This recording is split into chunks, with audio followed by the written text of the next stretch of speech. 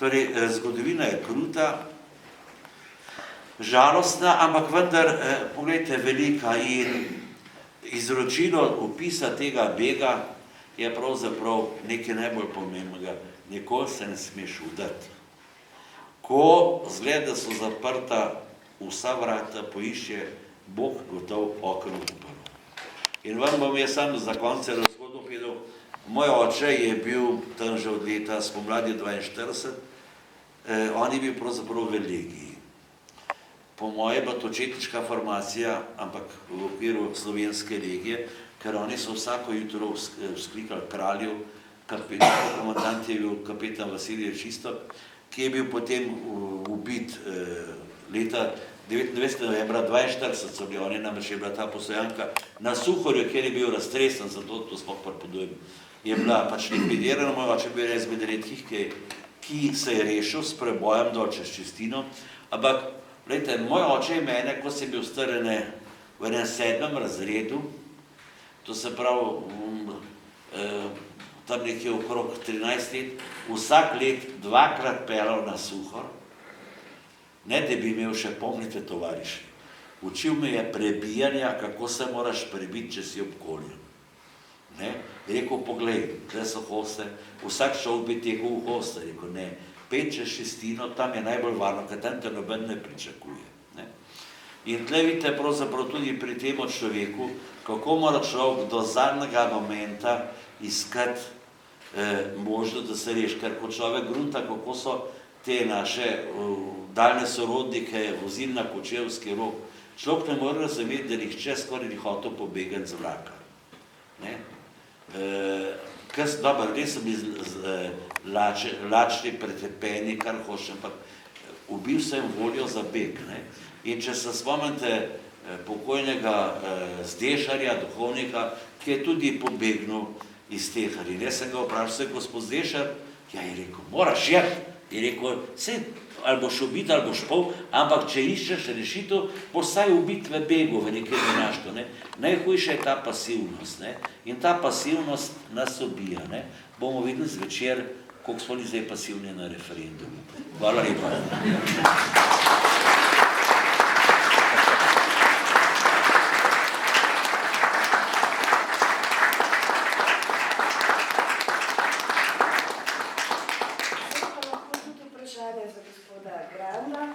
Pa ni nujnega razveziti s knjigo, kot tudi širše, kot da veliko imate. Ja, pa ne bo spomno pozabiti, zaradi No, tudi, če se ne povedali. A bi lahko kar jaz, da se oglasila? Jaz bi pa Mojca vprašala, ker o teh dogodkih, vsi vemo, sploh v teh naših krajih, se še zmeraj ljudje zelo težko pogovarjamo. Ne pridemo na dan z besedo, ker še nas tišči v prsih, težko se zmenimo med sabo, bojimo se, kaj bo on rekel, kaj bo ta rekel. Ampak med prebiranjem te knjige sem pa jaz začutila, jaz sem jo že prebrala, sem pa začutila, da te ljudje so pa te zelo zaupali, da so ti zelo z lahkoto povedali, da so ti tudi vse povedali, tudi iz partizanske strani, pa z vseh strani. Pa me zanima prav res, kako si, na kakšen način si do njih prišla, pa kakšne občutke si imela.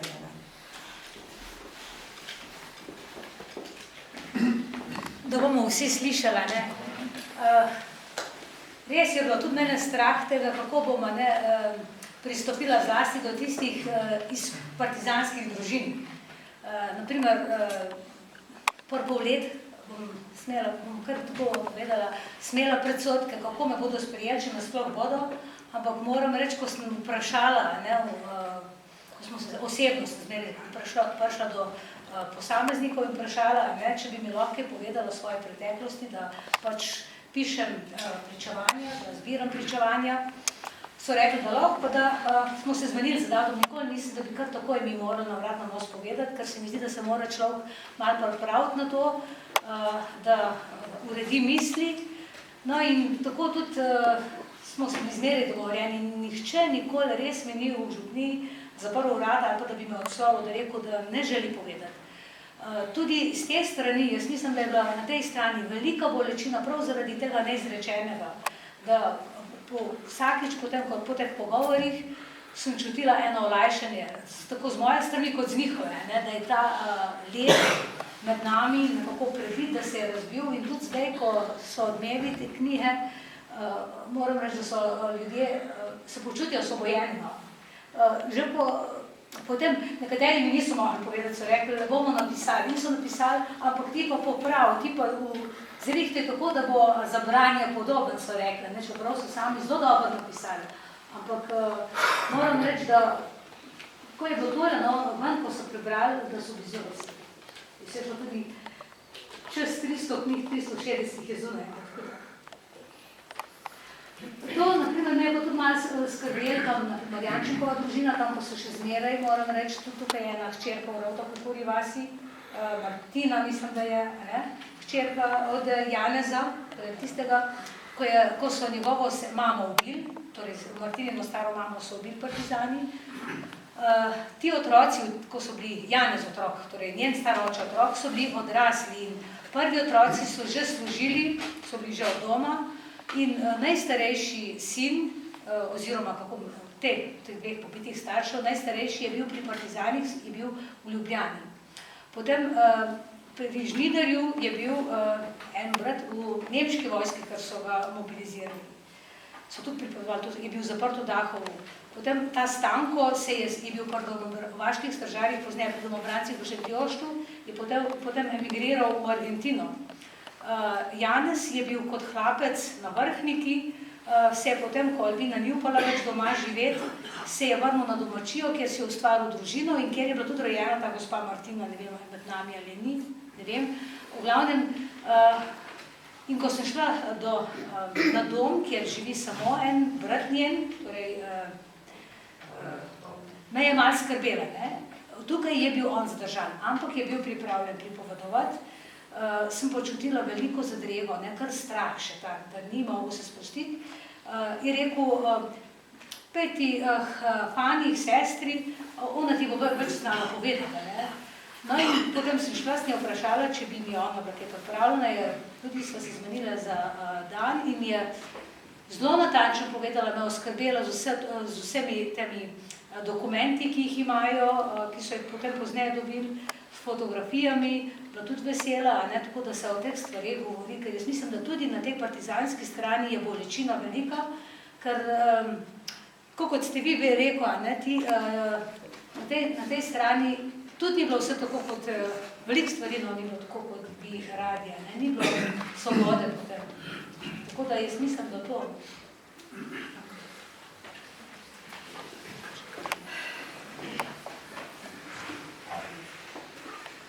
Stane, jaz bi te vam vprašala, kaj nares našo zgodovino, šolsko zgodovino? Ja, poglejte, to, bo kdo mislil, da so se ljudi to zmenilo, pa se mislim, za to vprašanje. Torej, to vprašanje je običajno, kjerkoli se o teh stvarih pogovarjamo, je to vprašanje. Odgovor je zelo enostaven. Ni načina, da bi vi, bom govoril tako zelo jasno, Božu Torepetu ukazali, kako naj piše. Tega ni na svetu, ne samo v ker piše vsak prostovoljno, piše za denar ali pa zaradi obvezni. Torej, edina rešitev je ta, namreč prvi kriterij, kako je treba napisati učbenik, kaj mora biti v šolski knjigi, je šolski načrt. In učbenik se mora držati učnega načrta. In v učnem načrtu je tudi predvideno pisanje o povojnih pobojih in tako naprej. Zdaj pa seveda je ena barabija, da so to dali čisto konec šolskega leta in vi veste, da noben učitelj ne pride do konca, tako kot mi nikoli svojega dela ne moramo koliko čas zverjeno še nekaj čaka, ampak to je zelo seveda, kronologija pa je tudi načrto tako narejeno. To se pravi, da veliko otroc tega premalo šol slišijo in ker ne pride do konca. Tudi nekaj v knjigah pišem, ampak edina rešitev je to, da je treba, da morajo naši ljudje začeti pisati učbenike. Druge rešitve ni. Glejte, sem bil zdaj 10 let predsednik komisije za potrjevanje učbenikov, državne komisije. Kaj sem jaz lahko naredil? Jaz sem lahko naredil samo tole. Če je knjiga v skladu z učnim načrtom. To je moral sicer Zavod za šolstvo najprej narediti. Glede, potem seveda, če je bil kakšen datum narobe, to se sme popraviti.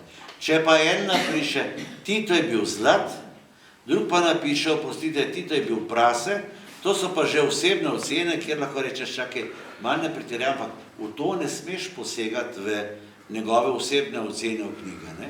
Samo lahko v faktografijo. Ne? In zato se spomnim takrat, ko je prišlo do prve Janševe vlade 4, sem zelo zvera prosil, sem rekel, lepo te prosim, naredi takoj nov učni načrt. Seveda, preden je vlada zalaufala, je minilo let pa pol, so komisijo ustanovili, pa je bila vlada konec, ko komisija ni dala še nič od sebe. To so se seveda noter v to komisijo vklopili ljudje, ker ne bi se imeli niti se njim perati, kaj še v tej komisiji biti. Ampak, veste, to takoj poskrbijo. Zato je zdaj ključno seveda, da se sestavijo ustrezni učni načrti, da se to naredi tudi, da se popravi, ker lahko, veste, res je, naprimer, druga svetovna vojna, pa osamosvojitev, pa to je na koncu, ampak to se da tudi naprej poriniti, ne, z eno tako tehnikarijo, to ni noben problem, ampak to seveda je treba voljo, pa treba je dobiti ljudi, ki bodo to začeli pisati, ne. In vam moram reči, pri nas ljudje vsi držijo okoli vse 4 roke od sebe, bomo ukazali, kaj bodo pisali. Ni. Ne moreš tega. Napiši knjigo. Vse, pogledajte, danes je lahko, oprostite, če je lahko za gospodinstvo 6 učbenikov za 6. razred, je lahko tudi za zgodovino 6 učbenikov. Pol bo pa učitelj izbiral, kaj bo noter in kaj ne bo, kateri učbenik bo vzel, ker to je pravica učitelja, da reče, za kateri učbenik se bo opredelil. Zato je treba tle pokazati malo več delovnosti. Jaz to že dolgo časa prosim, zdaj smo celo nekaj konkretnega se dogovorili, ampak ne moram zdaj javno govoriti, kdo bo pisal učbenik. Upajmo, da se v to spremenilo. Veste, ker ne vem, koliko je ta knjiga stala, ampak danes je tisk poceni. Danes tisk ni drag, to je sicer italijanska vezava, zelo solidna, za učbenike ni treba tako solidne vezave, ker učbenik je potrošna roba. Ampak hočem vam povedati, da problem je to, da ljudje ne pišejo. Veste, sem ne ljub, nimajo ambicije, seveda potem se zgodi, pač jaz sem pisal za 3. gimnazijo učbenik, jim ni bil všeč, ker so rekli, da je preveč slovenski, pa sem ga po 3 letih ven vrgel. Ampak dobro, vseeno pa ga v Gorici, na italijanski strani ga pa še vedno uporabljajo, v srednji šoli. Hočem vam povedati, druge šanse ni kot pisati, da ljudje ponudijo učbenik, kjer bodo te stvari bolj konkretno noter, kjer bo to fotografija tudi noter ustrezna, in še ena zadeva, kar treba bi bilo, da bi bil to enkrat maturitetno vprašanje. In pa seveda, tle pa mora narediti svoje ministrstvo za šolstvo. Ne morate, druge rešitve pač ni, da ta maturitetna komisija predlaga te povojne razmere kot predmet, pa se pa otroci učijo kot matasti, ker je to maturitetno vprašanje. Veste, ker pogledajte, kako se vsako leto učijo, ker z mature so naredili tak cirkus, da Bog pomaga. Čisto nepotrebno. Ampak hoče vam to povedati, ne gre drugače. Delati je treba, pa pisati je treba. Vse imamo veliko, ki znajo pisati, samo ne vem, pri učbenikih so pa odpovedali, ker dobro, zdaj je v glavnem tiska učbenika mladinska knjiga. Državna založba je več ali manj propada, Cankarjeva založba ne tiska več, je privatna Modrijan še mečken, ampak je tudi, gre proti koncu. Lahko tiska družina, lahko tiska Ognišče, lahko tiska, ne vem, Ohorjeva družba, sam treba je to narediti. Druge rešitve ni, ker ni res, da ne bo šla skozi. Knjiga bo še šla skozi, mora se pa držati učnega načrta, drugo se da pa predirati in potem bodo variante, ker ne mislite, da gre to tako.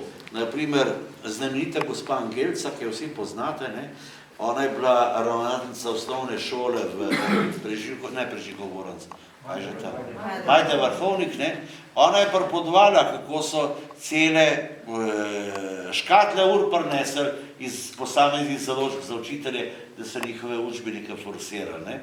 Jaz vem sam, kako so nekatere založbe, moje kolege zgodovinarje, vabile v Čateške Toplice za 3 dni, da so se tam lepo zabavali, pa odmakali, zato da so pač potem njihove knjige uporabljali v šoli.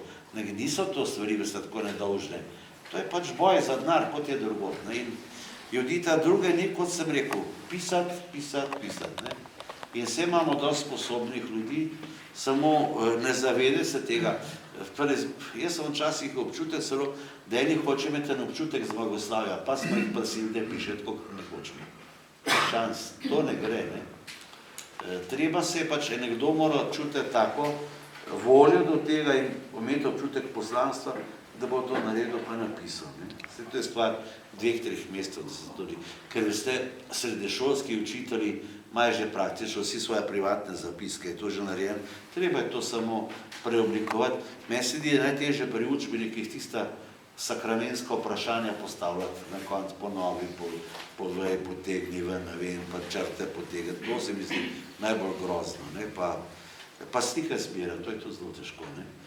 Ker so avtorske pravice zelo in gospa imela veliko srečo, da on so tako, veste, oprostite, zdaj pa grdo govoril, ti hudiči zakomplicirali, da od študentov, ki gre na terenu, zahtevajo, da tisti, ki daje izjave, podpišejo in potrdijo, da je to res. A veste, en starejši človek se ustraši. Zakaj pa zdaj treba podpisati, če sem povedal, vse to res. In zlasti taka direktorica Muzeja revolucije, ona se je to zmislila, da morajo zdaj in je to z nekim nasiljem upeljala. In jaz sem imel pred 2 leti velike težave z neko gospo, žal je umrla med tem, ker njena intervjuje po Primorskem niso bili sprejeti kot verodostojni, ker jih ljudje niso podpisali, pa jih je pa že med tem pomrli, ker so bili stari tam okrog 90 let, ne. Tako da to se namreč dogaja te ovire, ampak vse pravim, danes je to popolnoma v redu, gospa imela tudi srečo, da je bila založba, če bi bila pa to na obzorja, kjer bi una Tvršica zraven bila, bi pa rekla, da to se ne da vzeti v tisk. Ne reče, da to ni res. Ne, knjiga je že fajn, samo vse izjave morajo biti podpisane. Vidite, pa je to, kot bi rekla, da nimajo papirja za knjige tiskati, kot je bilo včasih. Ja, prosto, malo se mi to.